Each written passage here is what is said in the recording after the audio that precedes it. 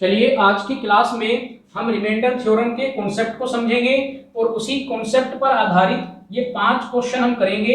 पांचों ही question important हैं, exam के अंदर इस तरह के सवाल आते रहते हैं, तो आप अच्छे से इन सभी क्वेश्चन को समझें। उसके बाद इस तरह के सवाल को अपनी बुक से करें। कहीं पर कोई डाउट अगर आ रहा हो तो वो आप मुझे कमेंट बॉक्स में लिख के बताएं।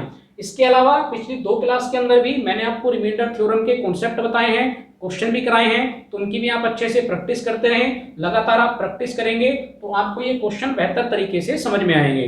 तो चलिए भाई नए कॉन्सेप्ट को समझते हैं। तो पहला क्वेश्चन आपको दिया गया है 3 की पावर 68, उसके बाद आपको इसे भाग करना है 82 से और आपको वही शेषफल बताना है कि इसको सोल्व करने के बाद हमारा शेषफल क्या आएगा। तो भाई इस तरह के सवाल आपको कैसे करने हैं वो आप समझ लीजिए। भाई आपको डिनोमिनेटर में दिया गया है 82 और जो आपको न्यूमरेटर दिया गया है उसका आधार कितना है, तो भाई उसका आधार है आपका 3। तो आपको केवल न्यूमरेटर के आधार का ध्यान रखना है और आपको डिनोमिनेटर का ध्यान रखना है। अब ध्यान आपको क्या रखना है, तो भाई ये जो आपका डिनोमिनेटर है इसकी वैल्यू आपके पास है 82, आधार आपके पास कितना है, तो भाई आधार आपके पास है 3। तो आप आधार की कुछ पावर को लिखिए। तो भाई आप आधार की पावर को लिखेंगे यानी 3 की पावर को लिखेंगे तो 3 की पावर 1 का मान कितना होता है, 3 होता है। 3 की पावर 2 का मान 9 होता है। 3 की पावर 3 का मान 27 होता है। 3 की पावर 4 का मान 81 होता है। 3 की पावर 5 का मान 243 होता है। तो भाई इस तरह से जब आप पावर लिखेंगे तो आपकी कोई ना कोई एक पावर ऐसी होगी जिसकी जो वैल्यू आएगी वो आपके डिनोमिनेटर से या तो एक छोटी होगी और या एक बड़ी होगी। तो भाई अगर आप चेक करते हैं तो डिनोमिनेटर आपका 82 है और जो पावर आपको मिली है वो 3 की पावर 4 मिली है जिसकी वैल्यू कितनी है, 81 है। तो भाई ये डिनोमिनेटर से एक छोटी है। तो मैंने आपको क्या बताया, या तो वैल्यू एक छोटी मिल जाए और या वैल्यू एक बड़ी मिल जाए, उसी पावर पर आप कैलकुलेशन करेंगे। अब कैलकुलेशन कैसे करनी है, तो भाई आपको दी गई है 3 की पावर 68। तो भाई आपके पास ये एक फॉर्मूला होता है, अगर मैं a की पावर m और उसके ऊपर n लिख दूं तो मैं इसको कैसे कैलकुलेट करता हूं, तो भाई मैं इसको बोल सकता हूं a की पावर m गुना m। भाई अगर a की पावर m और इसकी पावर n लिखी है तो मैं इसको बोल सकता हूं a की पावर m गुना m। ये मैं आपको क्यों बता रहा हूं, क्योंकि ये जो आपको 68 दिया गया आप इसको इस पावर की तरह ब्रेक करेंगे कि आपके पास 3 की पावर तो कितनी रह जाए, 4।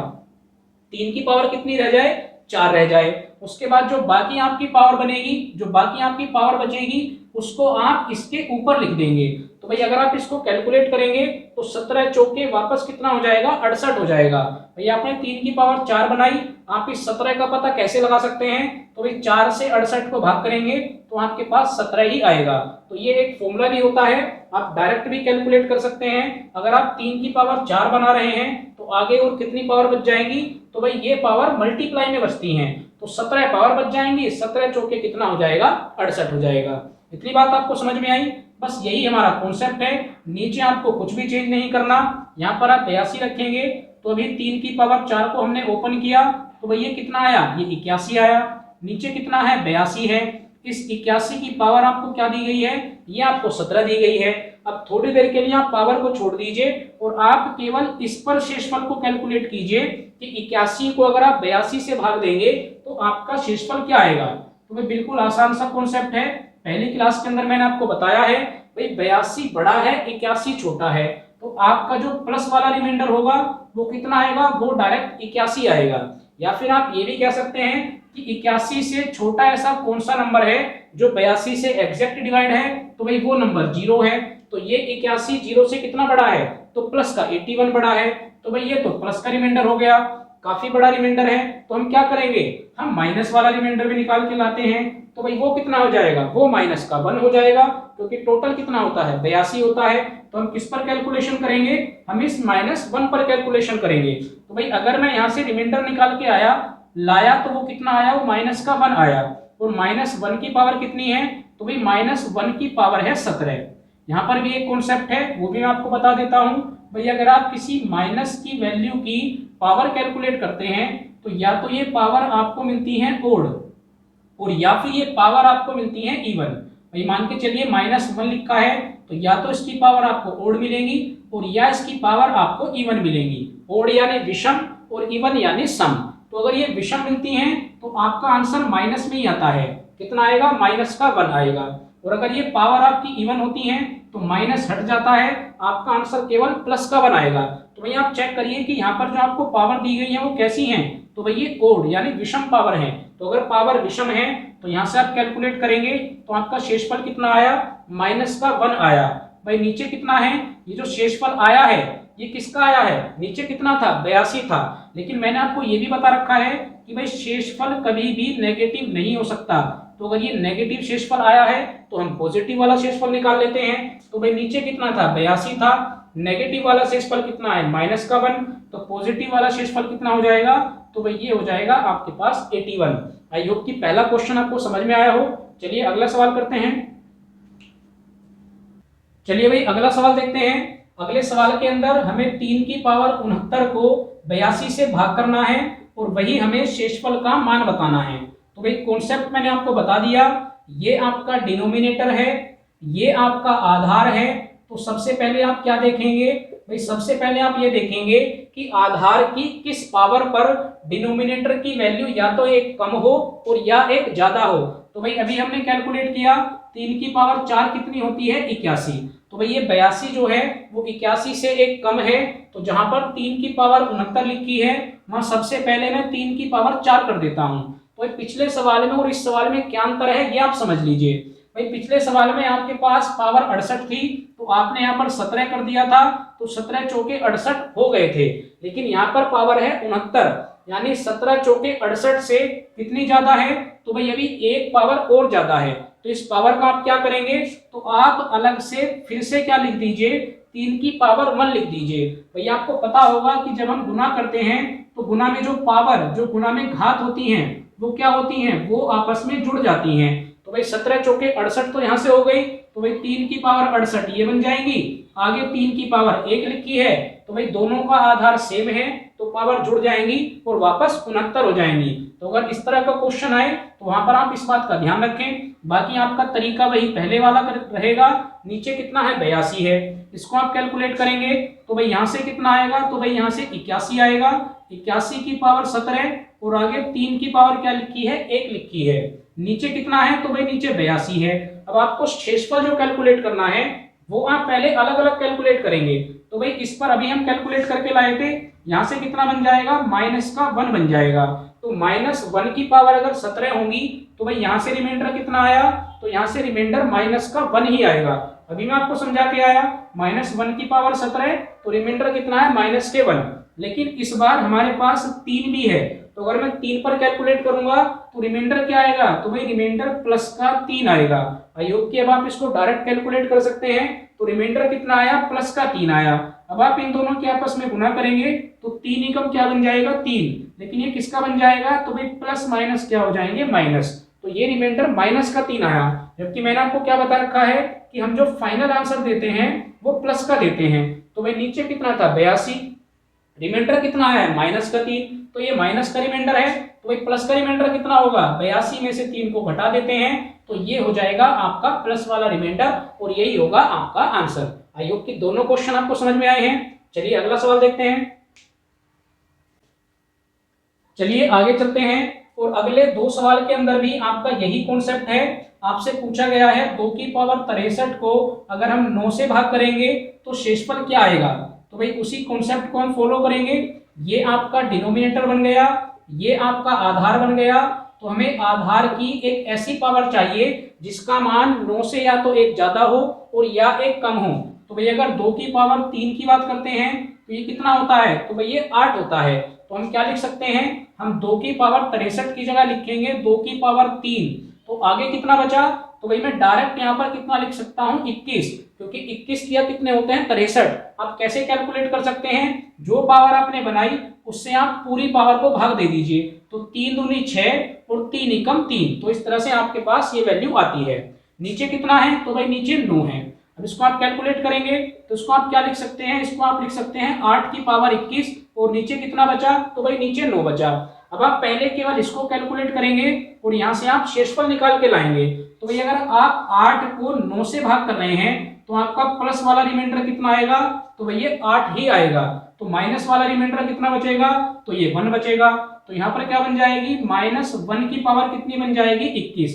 भाई जो रिमाइंडर आएगा उसको हम पावर में कैलकुलेट कर लेंगे। अब -1 की पावर अगर 21 है तो ये एक ओड नंबर है, और अभी मैंने आपको बताया कि अगर ओड नंबर होगा तो आपका रिमाइंडर कितना आएगा, आपका रिमाइंडर माइनस का 1 आएगा। लेकिन हमें ये भी पता है कि हम माइनस में आंसर नहीं देते हैं, तो अगर माइनस में आंसर नहीं देंगे तो भाई नीचे कितना था, 9 था, ये माइनस का रिमाइंडर है, तो प्लस का रिमाइंडर कितना होगा, तो ये 8 होगा, और यही होगा आपका आंसर। चलिए अगला सवाल देखते हैं।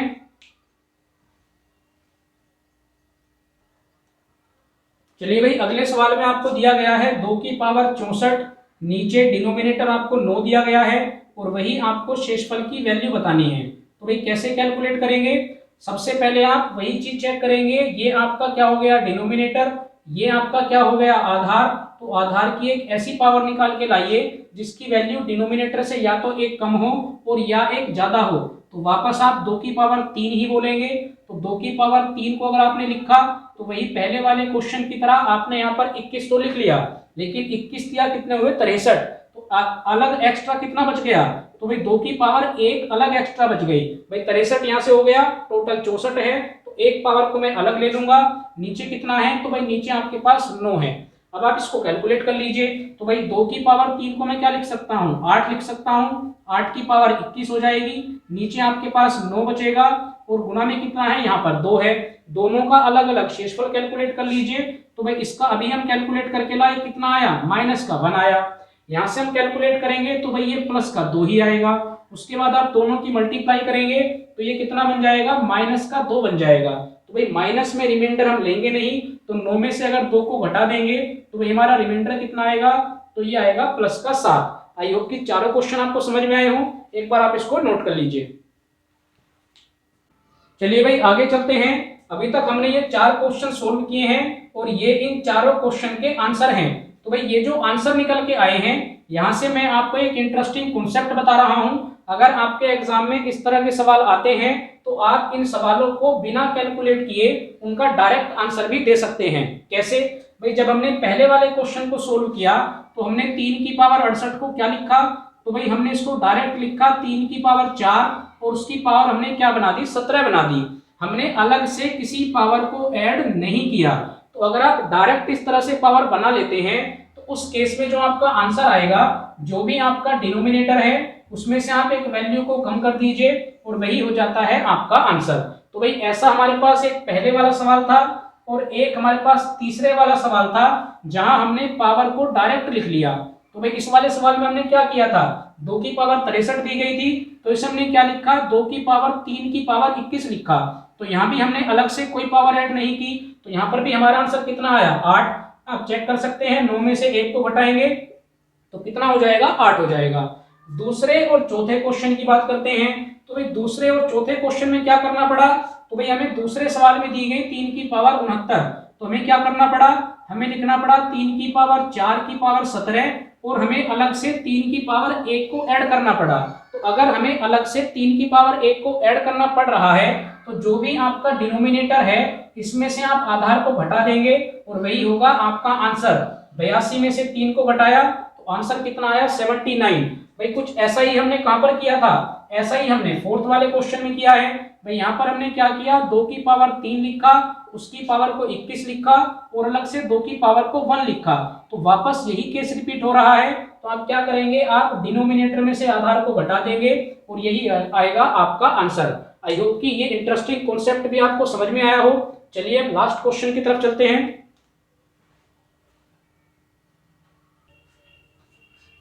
चलिए भाई अगले सवाल की तरफ चलते हैं। यहाँ पर भी आपको वही काम करना है। ये आपका डिनोमिनेटर हो गया, ये आपका आधार हो गया।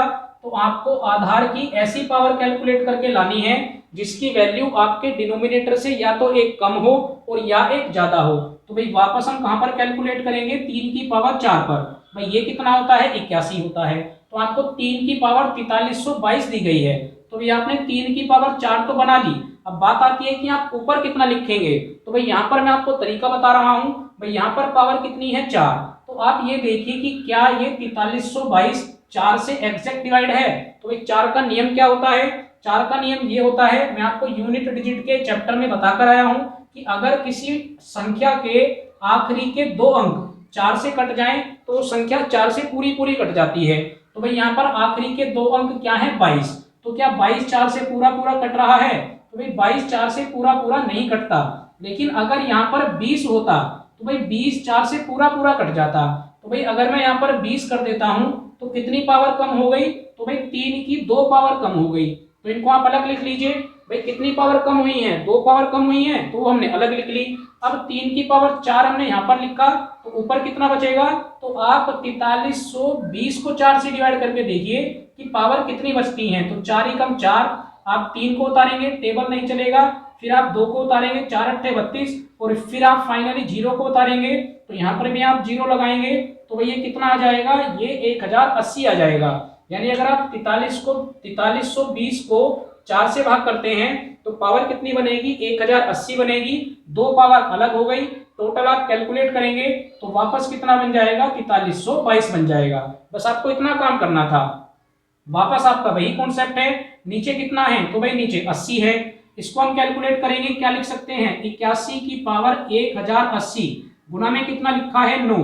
नीचे कितना लिखा है? 80 लिखा है। तो भाई जब आप इस बार कैलकुलेट करेंगे तो इस बार आपका प्लस का रिमाइंडर बनाएगा, क्योंकि भाई अगर आप 81 को भाग करेंगे तो 80 एकम 80, तो आपके पास प्लस की एक वैल्यू बचेगी। तो भाई हमें प्लस का ही रिमाइंडर चाहिए होता है, वैल्यू भी छोटी है तो प्लस की पावर प्लस कितना है? 1 है। पावर कितनी है? 1080 है। तो ये पावर कैसी है? ये सम संख्या है। तो यहाँ से आपका शेषफल कितना आएगा? तो भाई ये प्लस का 1 आएगा। इतना काम आपने कर लिया। अब यहाँ पर क्या बचा हुआ है? 9 बचा हुआ है। नीचे कितना था? 80 था। तो 80 से अगर मैं 9 को भाग करूंगा तो भाई मेरा शेषफल कितना आएगा? तो भाई मेरा शेषफल प्लस का 9 ही आएगा। तो भाई यहाँ से 1 आया, यहाँ से आपके पास 9 आया, दोनों की आप गुना करेंगे और यही होगा आपका आंसर। तो चलिए भाई आज हमारी ये क्लास कंप्लीट होती है। आई होप कि इस क्लास के कॉन्सेप्ट भी आपको समझ में आए हों। अपनी बुक से इस तरह के क्वेश्चन को कीजिए। कहीं पर कोई डाउट अगर हो रहा हो तो वो आप मुझे कमेंट बॉक्स में लिख के बताइए। और अगर आपको चैनल के कॉन्सेप्ट अच्छे लग रहे हैं, पढ़ाया हुआ समझ में आ रहा है, तो चैनल को भी सब्सक्राइब करें। लोकवाणी पाठशाला चैनल का नाम है, खुद भी सब्सक्राइब करें, अपने साथ पढ़ने वाले दोस्तों से भी सब्सक्राइब कराएं, ताकि आप सभी को नए कॉन्सेप्ट की जानकारी हो और हर आगे आने वाली क्लास से आप लोग अपडेट रहें। तो अगली क्लास में कुछ नए कॉन्सेप्ट और नए क्वेश्चन के साथ वापस आप लोगों से मुलाकात होगी। Thank you.